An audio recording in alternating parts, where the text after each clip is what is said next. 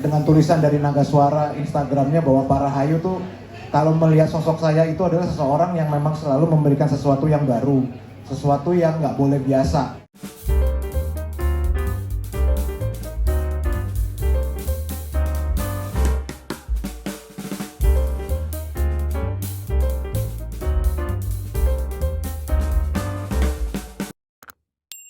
Di Koran Tempo responnya di Hard Rock kalau nggak salah ya. Hard Rock masih Tamrin yang sekarang udah jadi Sarinah itu. Terus Doni juga single fighter kan ya 2017 Batalnya juga. Kayaknya emang saya ketemunya sama mereka terus ya. Oke, kok kepikiran sih bikin kolaborasi dengan dua-dua ini? Kalian kan mantan terindahnya ada band lah ya. Ya sebelumnya terima kasih buat teman-teman media yang udah hadir yang support kita berdua, terima kasih. Terus juga dari Hotel Jambu Lubuk yang udah bisa membantu menyediakan tempat yang keren banget hari ini. Tim Naga Suara juga terima kasih yang udah selalu support single-single saya dari ngeselin pokoknya kalau setiap mau launching deg-degan semua harus gubrak-gubrak ya. Tapi memang awalnya itu sebenarnya ini kalau saya cerita sedikit, semenjak 2019 saya punya berbagai banyak single yang duet. Jadi saya memang membuat satu album isinya duet. 2019 Juli itu saya duet pertama dengan Randy Padugo, kedua itu dengan Sandi Sondoro, ketiga dengan Asteriskanya Bara Suara.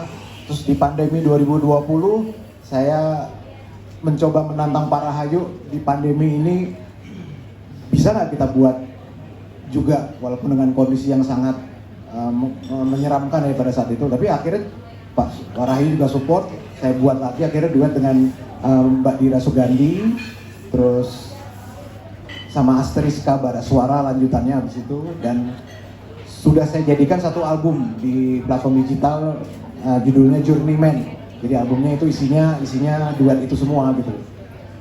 Tapi memang saya sedikit ter-challenge dengan tulisan dari Naga Suara Instagramnya bahwa Pak Rahayu tuh kalau melihat sosok saya itu adalah seseorang yang memang selalu memberikan sesuatu yang baru, sesuatu yang nggak boleh biasa. Jadi akhirnya setelah saya berikutnya mengeluarkan sesuatu jadi deg-degan karena harus membuat Pak Rahayu tetap surprise gitu. Apa surprise berikutnya yang mau saya lakukan gitu. Ya sebelum pandemi ya juga saya beberapa kali sempat diajak reuni sama berbagai IO untuk reunian ada bandnya pada saat itu ya. Ya saya ngobrol lagi sama Doni akhirnya gitu dan kita kayaknya harus buat sesuatu, mau nggak duet? Mau ya, akhirnya saya realisasikan tahun 2023 ini dengan support dari Naga Suara. Oh.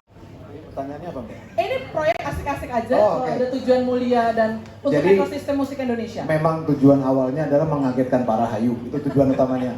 Bahwa Naga Suara memang harus punya divisi pop yang nggak cuma gitu-gitu aja gitu. Jadi selalu saya membawa sesuatu yang aneh ke Naga Suara gitu. Jadi misalnya dengan duet seorang-orang yang memang jarang ada di luaran, duet saya ajak ke Naga Suara. Dan begitu pula dengan Doni. Doni itu saya jujur aja senang dengan kualitas suara dia karena memang beda sama saya. Ketika saya ajak duet menjadi sesuatu yang menarik. Tapi yang juga menarik adalah kita sama-sama mantan sebuah band kan gitu. Jadi ketika orang banyak yang berkira saya dengan band yang dulu itu sebenarnya ada masalah apa, nggak enakan, terus saya sama penyanyi yang baru juga ada intrik-intrik, banyak yang bilang gitu kalau di berita gitu loh. Emang benar? Enggak. Itu 2001 saya keluar, sekarang 2023, udah 22 tahun yang lalu. Kalau kita masih terjerembab di dalam dunia-dunia yang kemarin akan sayang. Jadi saya sama Doni udah ketemu, udah ngobrol yang seru-seru aja. Bahkan dengan anak-anak ada band tidak ada masalah sama sekali. Kalau saya udah gak ada masalah sama sekali bahwa akan ada reunian pun kita terima dengan seru. Tapi ya kita obrolin dengan suatu tujuan dan yang benar ya ngemasnya gitu. Tapi memang awalnya adalah pengen bikin kaget orang dan terbukti di komennya YouTube itu pun memang semua pada kaget kalau kita duet gitu. Saya aja kaget. Pada nggak nyangka dan ada yang skeptis gimana tuh Don? Kira-kira ini endurance-nya akan panjang nggak nih proyek ini? Buat Doni lah yang jadwalnya panjang ya, yang jadwalnya padat, sorry.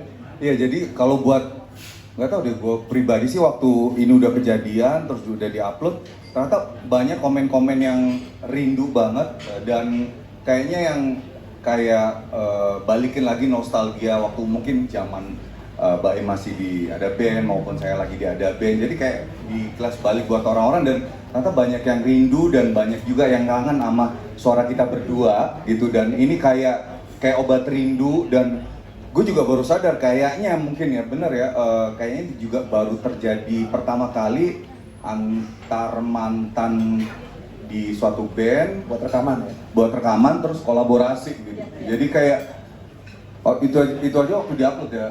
Kita baru ngobrol. Promo. Waktu pertama kayaknya baru pertama nih gitu.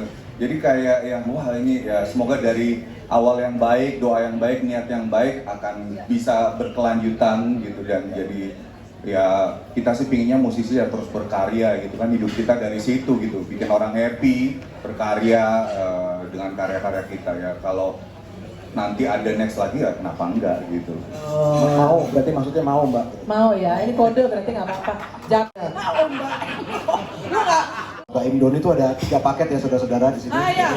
Kalau ada di IO juga banyak kan yang ikut dan juga TV-TV juga ada yang ikut. Kelebihannya saya itu adalah saya bisa main gitar sambil nyanyi. Nah, ketika project ini ada, kayak nanti pun ketika saya mau pakai band ngeliat venue terus segala macam kayaknya agak berisik kalau pakai band di sini. Jadi saya akustikan aja juga akan bisa membius orang gitu. PD-nya kita di situ gitu. Nah, berarti kalau ditanya konsepnya seperti apa, jadi bisa akustikan, bisa trio, bisa full band gitu.